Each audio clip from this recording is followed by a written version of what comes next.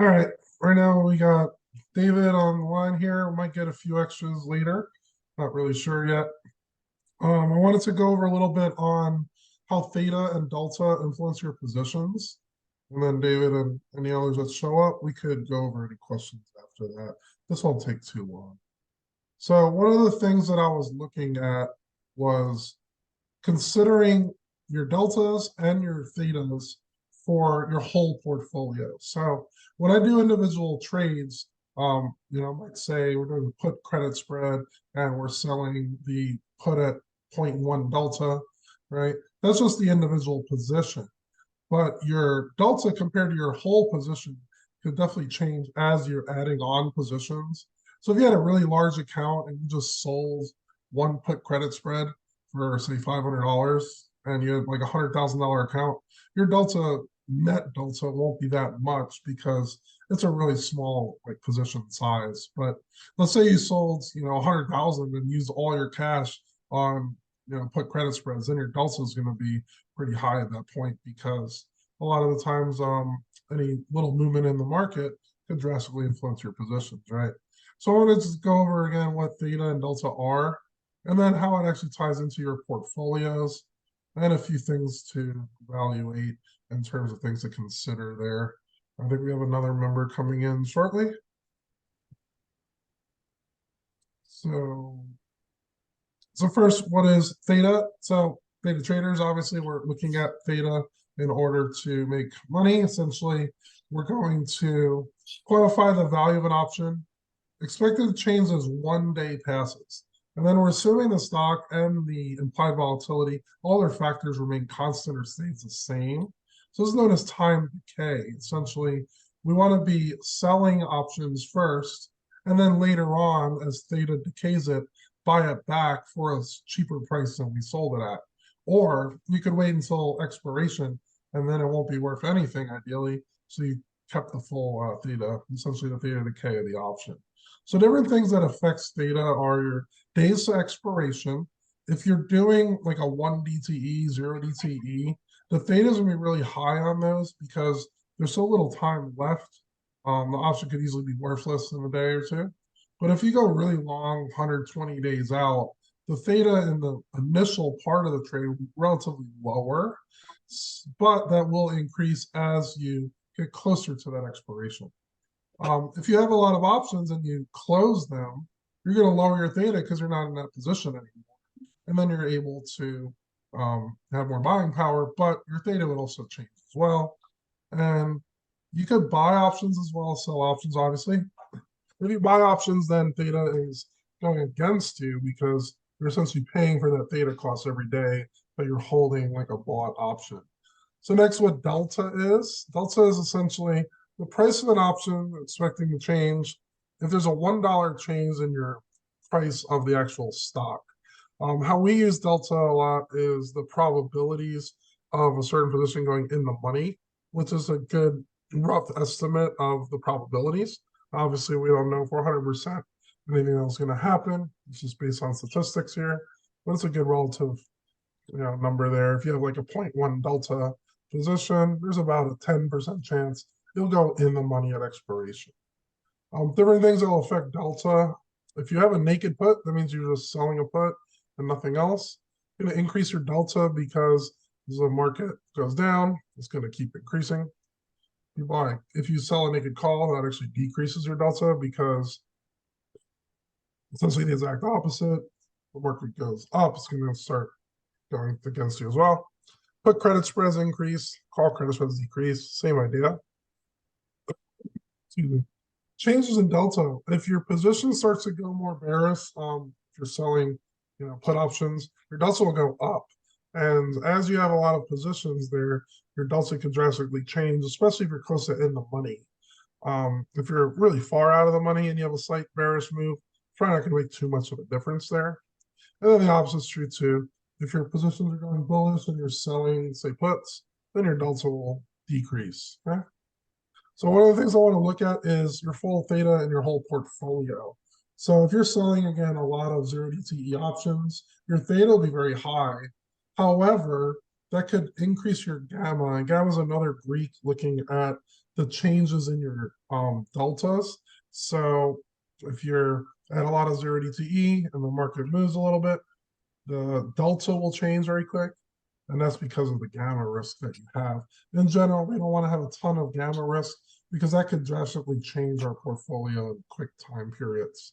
Um, if it's too low, however, if you're selling really, really far out of the money, really high DTEs, your theta could be relatively low, and then you're not really taking in enough premium per day to make it worth it on your account.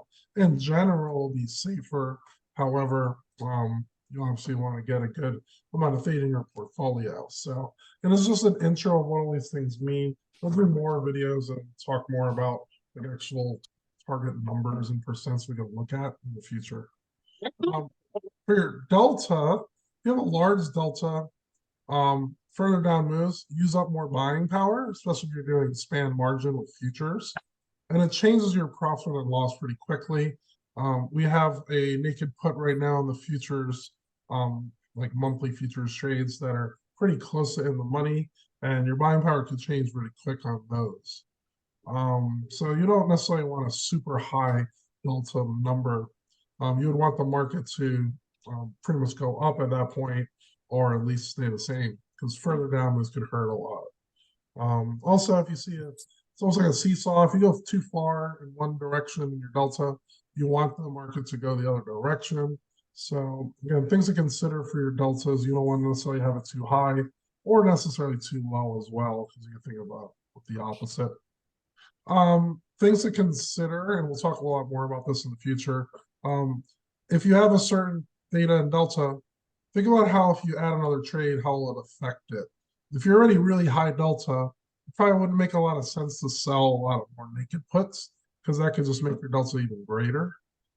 So sometimes you might want to either take off positions or add small hedges. You don't want to hedge too much because then if the market does what we want it to do and it works out anyway, your hedges won't be worth anything or very little. So those are just some things to consider at this point. Right?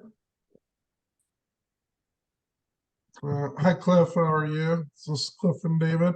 And you guys have any questions on that I just talked about?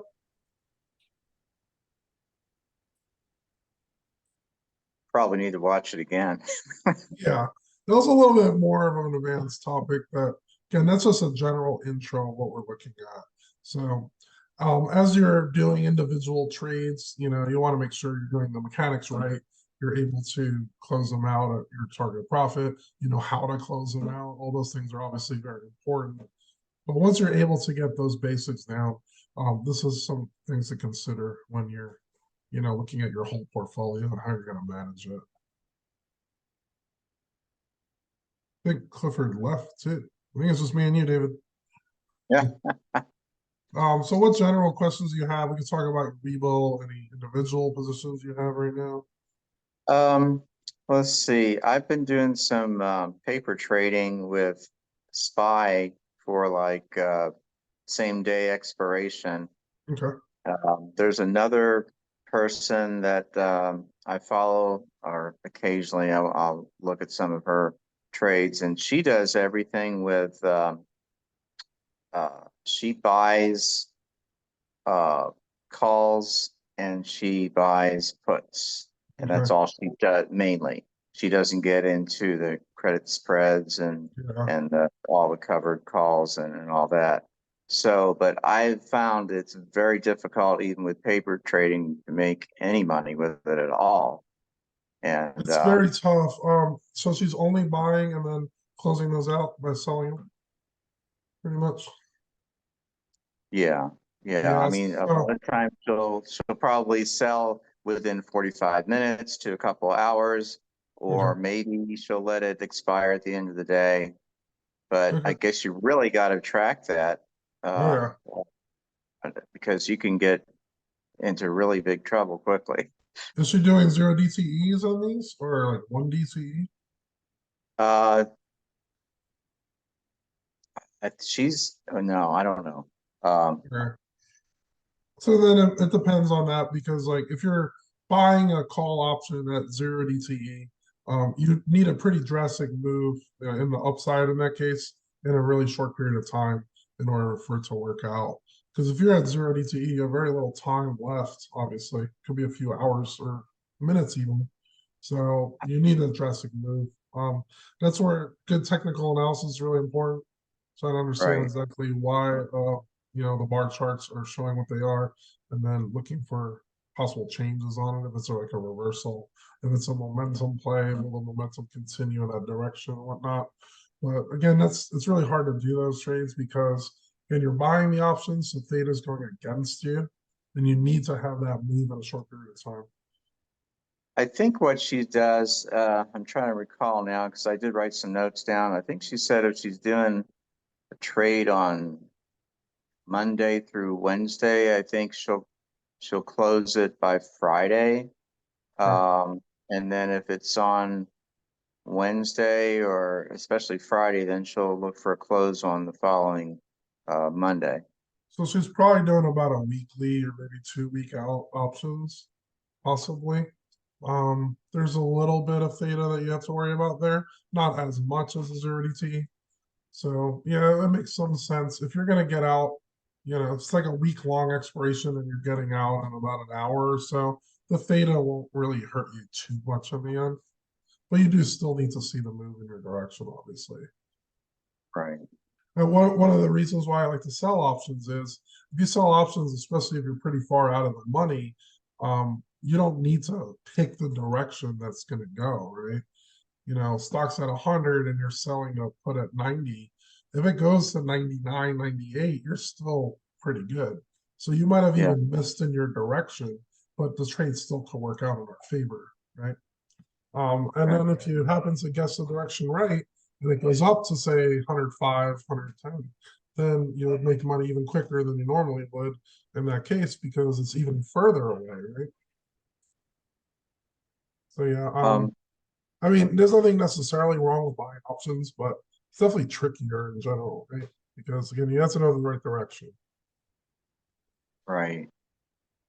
Like last week, when the market was pretty high in the middle of the week, um, my portfolio was, it was up pretty good.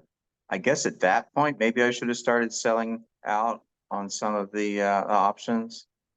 Possibly. If you're gonna, sorry for my dog barking back there. I don't know if you could hear him or not. If you're doing like the riskier, in my opinion, riskier strategies of buying options. Hi, Cliff. I saw you back here. Just answering David's question. I can answer yours after. If you're doing, in my opinion, riskier strategies like buying options and it happens to work out, there's nothing wrong with taking some of those profits like out of the table and then maybe doing the safer selling options that we do. It's kind of like locking in your profits in a way and then taking that for safer trades. Yeah. Um, some things to consider is like maybe a very small percent of your total account are for doing those strategies and then use any profits to sell. But you should consider like approximate percentages on, the risk you're buying compared to the selling options as well.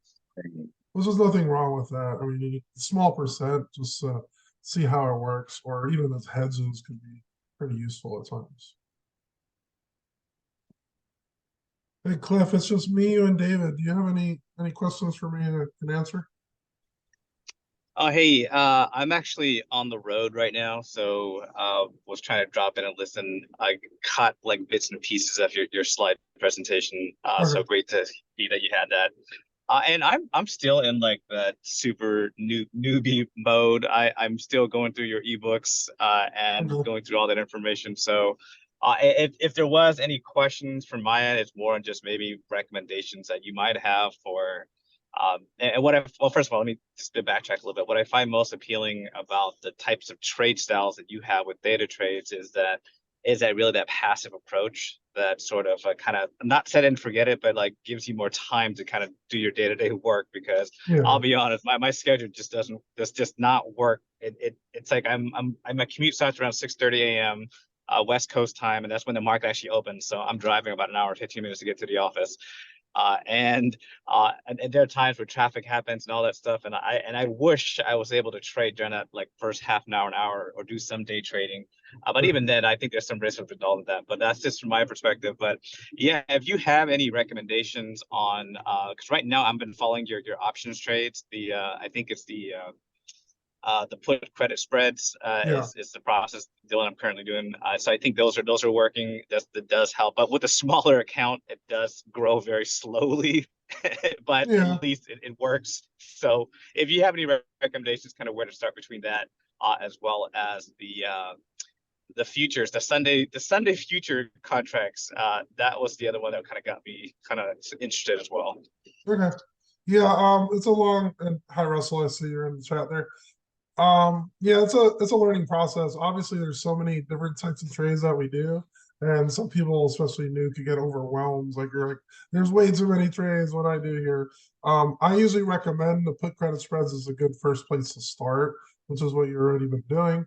Most people already understand stocks, and the credit spread's relatively straightforward. You know, you want the stock to stay where it is. Go up would be good. If it goes down a little bit, it's usually still good. So put credit spreads, you can continue doing those. As for the returns, yeah, I mean, we're targeting 2-3% a month in general with pretty much every strategy we do.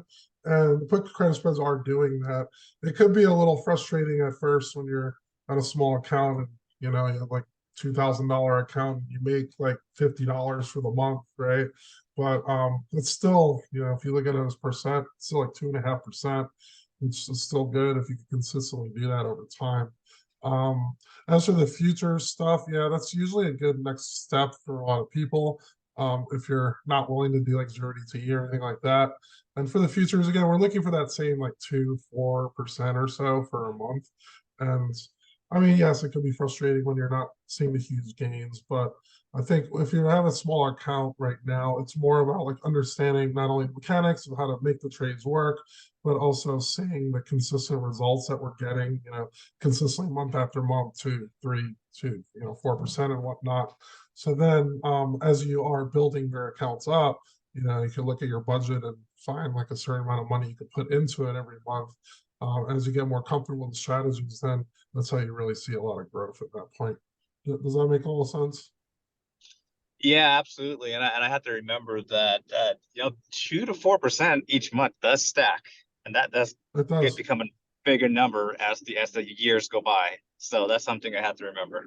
Yeah. I was actually listening to another YouTuber recently who was saying like, yeah, you can get really high returns or decent returns, but your savings rate is obviously really important. Like, if you're making 20% a year off a super small account, you're never adding to it. I mean, you're not going to do as well as someone that's consistently adding money to the account, even if they're making like 10% a year, right? So, I mean, I think it's all a learning process. Go with what you got. I don't have a huge account either.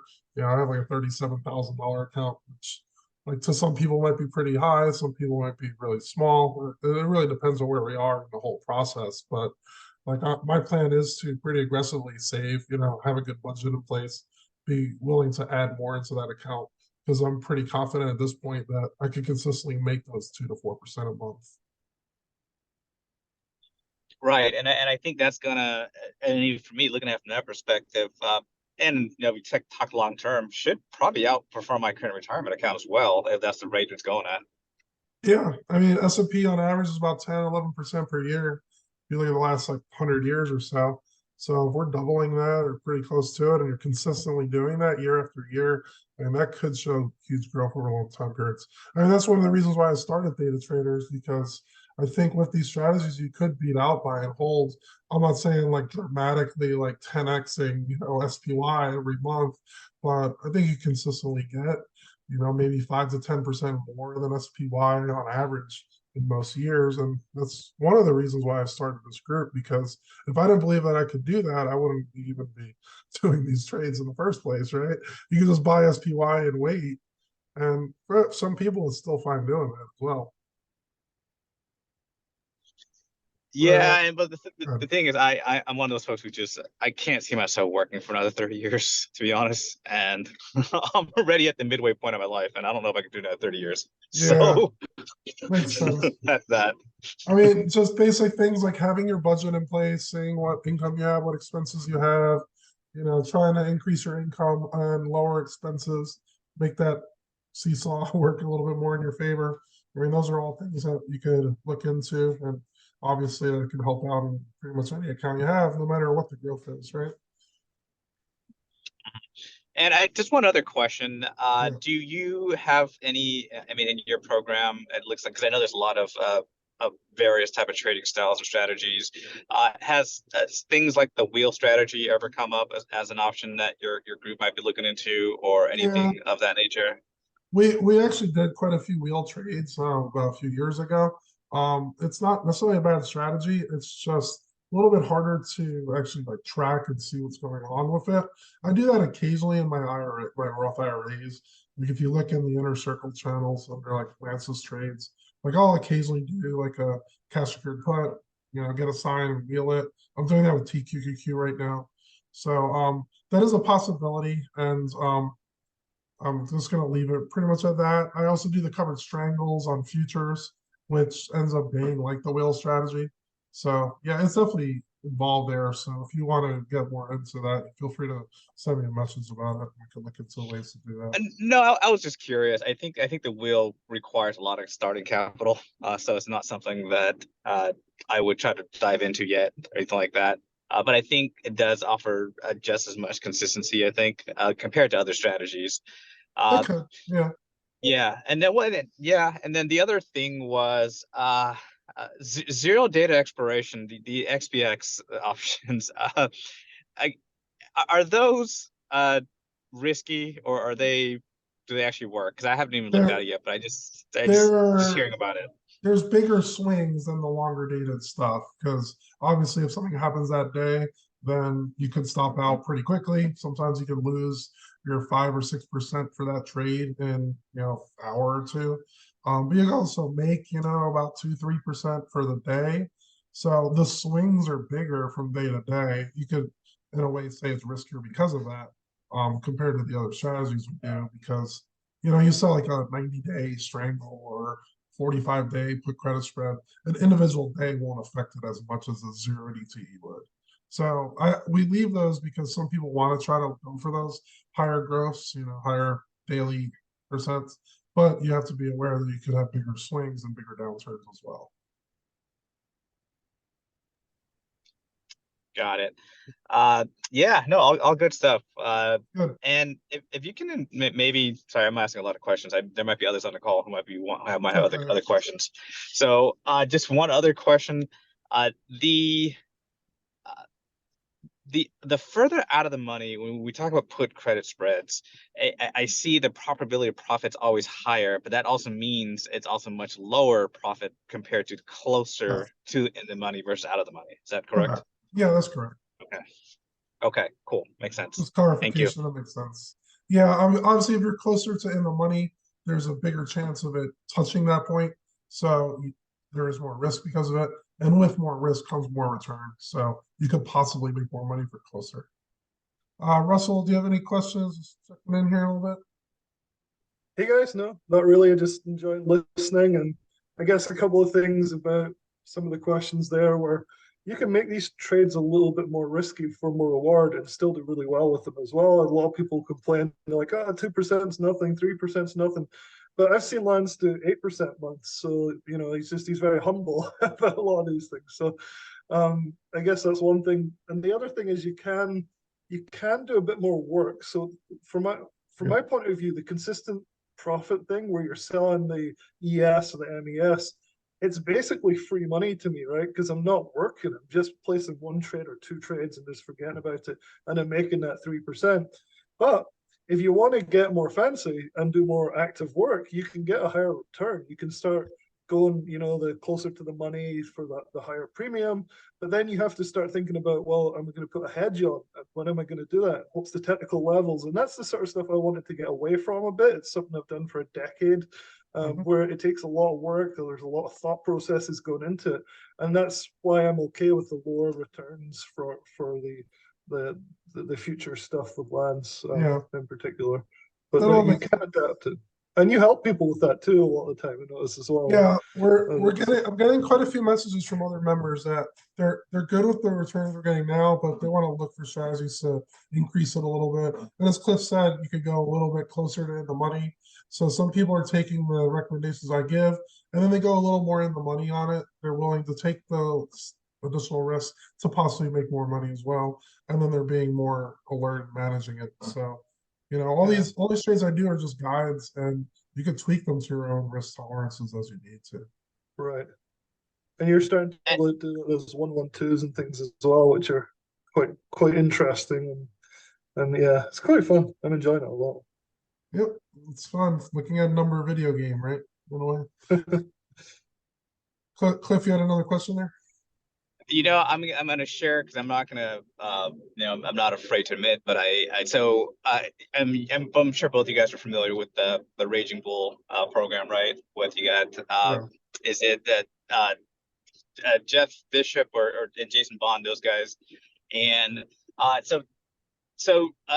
think it's Jason Bond that does he does small account journey, which he kind of focuses almost entirely on these vertical put spreads or the same trading style, and some of his recommendation or of course some of his call outs were slightly closer to the money, maybe by a few points or strike prices, and Right. one of the Tesla ones that I did a few weeks ago did burn me pretty bad. So that's why I was thinking about, okay, maybe I should take lesser risk and go much further out of the money than being too close to in the money. And I think that's one of those things where always that sort of like gray area where I think if there were sort of like if you were to have some type of part of your service, maybe you could say like low risk version, medium risk version, and here's what it will look like. I think that might be good to also have available as well. Yeah, that's a good point. In the beginning of each credit spread, I put a color next to the trade. You can see a lot of yellow ones. That means it's kind of like neutral. But sometimes I'll put a red one in there because the red ones are usually a little riskier and they could make a little bit more returns as well. So yeah, so look at the color of the trade. That usually kind of gives it away there. But yeah, as you were right, like with Jason Bond's stuff or any stuff that you see from any of us, like you can look at the position and then move the strike. If you want to do Jason Bond's picks, but then go a little bit further out of the money because you want to keep it a little safer, nothing wrong with that. If you see my trade, you're not making enough, you could go a little bit closer to the money and then make more. There's nothing wrong with either of those directions. What few things I would recommend though is to have like an approximate account you're willing to lose. And usually most people do 2 or 3% for an individual trade. So that means if you have like a $10,000 account, you'll be willing to lose maybe up to $200 in one particular position. And that's a pretty good like ballpark that a lot of traders use. So if the stop out ends up being $200 loss based on certain strikes, then you're probably okay. If you're stopping out at say 3x stop and it ends up being like a $2,000 or $3,000 loss, is probably too risky for your account size. We also have only about 5 more minutes left, by the way. I just want to let you guys know. So, any other quick questions I can answer from any of you guys? I don't know if this is quick or not, but I was just Russell was mentioning something about the fixed income strategy with the ticker BIL. Yeah. I just started to look at that. And I was really shocked at how that was just constantly going up. I don't understand how that's doing that. So the way that BIL works is the beginning of the month is going to pay an ex-dividend, and it's essentially the interest paid from the T-bills. And they have I think it's 1 to 3 months in T-bills. So when you pay the ex-dividend, and it works for individual stocks too, the stock price usually goes down the amount of the ex-dividend because like that company lost that amount of money that they gave the shareholders. The same idea with the T-bills, that interest is going back to the people that own it. But then it's going to creep back up throughout the month to pretty much get to that face value of the bond, the T-bills again. And then the end of the next month pays another monthly payment, creeps back up again. So as long as T-bills are not going to default, which is one of the most least risky things you can imagine, it's going to keep doing that over and over again, just based on paying ex-dividend, getting back to the price, ex-dividend again, and so on. So Yeah, are you buying actual stock in that then, or? It's an ETF that holds T-bills in it. So yeah, I'm just buying shares. There's nothing with options or anything with that on that. You just buy the shares. Okay, You should check out on Webull. Buy like one share, see what happens to your buying power. Kind of curious what will happen there. Because the different brokerages have different like maintenance requirements on it. Like the actual share is about $91 or so, but you're not going to lose $91 in your buying power. It's going to be less than that because essentially Webull and other brokerages are showing that you're owning the T-bills. It's pretty much as good as cash that you have anyway. So they're not having you use the full amount of the share to do that. And that's what makes it really useful. Because you can still do trades as well. Yeah, let me know if you want. If you just buy one share of T-bill and see what happens. all right. It's very safe. I mean, one share compared to your account won't really do anything. And then you'll get your dividend. They announced the dividend the end of the month. So last month it was around 30 something cents. It depends on the month how many days there are too. August will be fine because it was 31 days. September will be slightly less because there's only 30 days in September.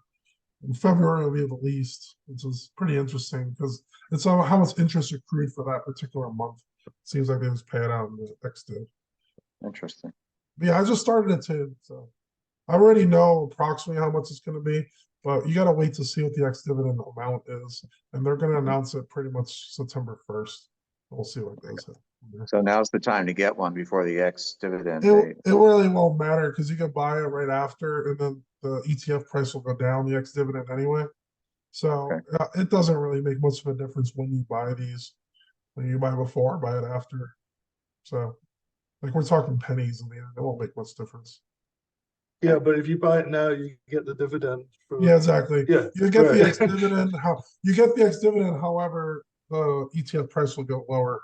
So it's like So when's paying. the date? The 30th or It'll be. something? Is it? It's always the first day of the month. So the ex-div will be September 1st.